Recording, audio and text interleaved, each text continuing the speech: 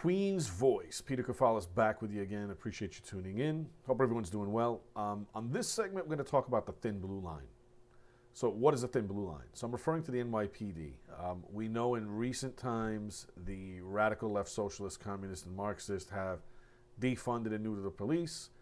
We're seeing droves of seasoned folks retire, and we're also seeing a lot of the younger officers who after 2 or 3 years in NYPD are considered by other departments highly trained and skilled, seasoned if you will, being poached by not only different Border Patrol and federal agencies and whatnot, but also neighboring counties in the suburbs to the east. There's Nassau and Suffolk County on Long Island.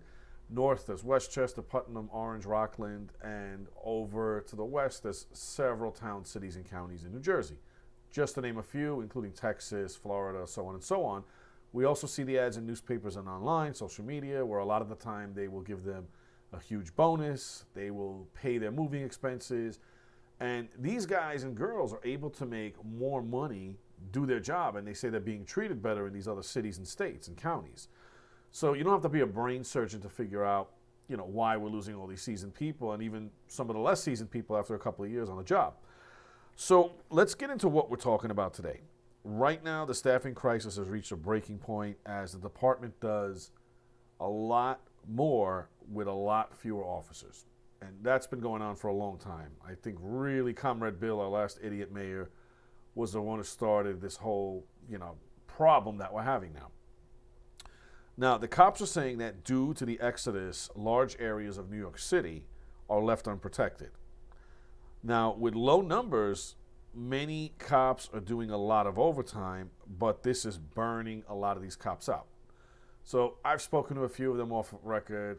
I've got a few friends. And yes, it's nice when you can make overtime often or very often, but it's almost what we hear from the correction officers. You can't work double, triple shifts. How much can you do before you get burned out and before you're, not awake enough to do your job properly and focus. So basically, we are at a crisis time here in New York because crime is on the rise. Cashless bail, sanctuary state and city. We've had our own criminals. We've recently imported lots of other ones here in New York. I don't have to get into that. We've done plenty of stuff on that. But one Manhattan cop says that his command loses 20 cops a year. Wow. And the command now has only half of the minimum amount of cops currently putting the citizens at risk. And I really do believe this, because I believe that Dictator Adams, the police commissioner, the brass anyway, have been gaslighting us and not letting us know how dire the situation is. Remember, it's an election year. Dictator Adams said he's going to win again. I don't see a chance at all, but let him say what he wants and keep his optimistic, hopes up. But for example, 6 cops to a population of over 40,000 citizens. Think about that ratio. 6 cops versus 40,000. That's crazy. Now, the radical Dems defunded the police, and now we, the citizens, are definitely paying the price.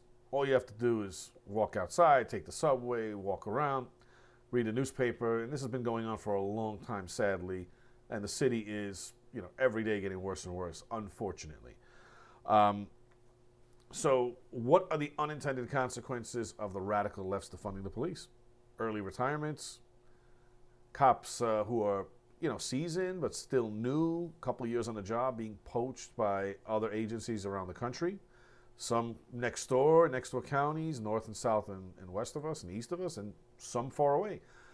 And what can we do to stop this? I was recently at an event with some of the one of the law enforcement unions there, and they said we need more money for training and to keep seasoned people on. And would you do that? I said, yeah, I think we have to, because if we don't have any police here, or we don't have enough, what's going to happen to the largest city in the country? Look what's already happened. How much more of this can we take before the whole city really goes down the toilet for good? So we've got to do something. It just seems that we don't have enough resources in general. We don't have enough people. The city's stretched thin. And we didn't get here yesterday. We didn't get here by accident. We got here because we have stupid people who get elected And sorry to say, even stupider people who vote for them. And I think a lot of people now are waking up and they're like, hey, you know what? Communism, socialism, Marxism, a left-wing radical nonsense, defunding the police, defunding all agencies across the board, putting illegal aliens first is not something that they're happy with. And it's not the city that we've come to, born and raised in, like myself and those of us who've lived here for extended periods of time. This used to be the greatest city in the world. We're far from that now. It used to be a very safe city for the largest city in this country. We are far from safe now. Just this morning, near the Burger King on Queens Boulevard in Rego Park, where the Wyndham Hotel turned into a shelter. Those of you who know me, Phil out there, if you're watching, and my residents out there, you know that we valiantly fought that shelter. Unfortunately, we lost to Dictator Adams. But two gentlemen were nice enough to follow someone out of that Burger King about 7:45 this morning, pull pistols on him, and rob the guy. And there's been a lot of that stuff going around this area lately. And all over the city, obviously. It's not just here. Some places worse than others. But obviously, crime's out of control. Cashless bail. Bad guys aren't afraid. Cops, unfortunately, are defunded, neutered, and stretched too thin. And we have a city that runs on chaos. We really have a city that's a disgrace. And we've gotten here, like I said, New York, wake up. We didn't get here yesterday. We didn't get here by accident. This is because we have morons with idiotic policies that are not only, anti-New York, they're anti-American. Now look what they've done to the city. Now we have some other brainiacs. I think it was our current public advocate, another wacko, Jumaane Williams, who said that we're going to, instead of police, he wants to have community activists defuse situations. So if you have some maniacs shooting up a place or stabbing up a place or a lot of pushing people in front of Trump, whatever it might be, you're going to send some community activists to passively talk these people into rational sense while they're shooting and stabbing. They're just going to stop the violence and the chaos because they send some community activists to be, sweet talk them. I mean, if that isn't stupidity, what is? I mean, it's like a Mickey Mouse world we live in. So it's no secret. I think anyone who, lives in New York knows that this is a big problem. And if our subways and our streets aren't safe and the criminals are just getting, thrown back on the streets very quickly, which they are, and almost nobody is getting bail, we have a problem. I mean, we've got criminals, especially these illegal alien criminals who've shot recently, not only tourists and Americans, but they've shot uniformed cops in broad daylight. So if they're willing to do that and have no fear, what would they not do to us, the average citizen? Probably not much, right, or nothing. So I just want our viewers out there, chime in, let me know, what you guys think. And my friend Phil out there in Rego Park's watching. Yes, there are a lot of stores, department stores, mom and pop stores for years that are vacant. And unfortunately, no, I don't have any idea of anyone coming to fill any of these small or large places anytime soon. And I've heard the Dwayne Reed on 63rd Drive will be closing soon because of 7 figures worth of theft. I mean, go figure. And it's just crazy. So this is basically the consequences of horrible elected officials with detrimental policies and ideologues that only destroy the fabric of our society. So chime in, guys. Let me know what you guys think. Do you think things are going to get better anytime soon? I personally don't, if we don't change the leadership come November in the election.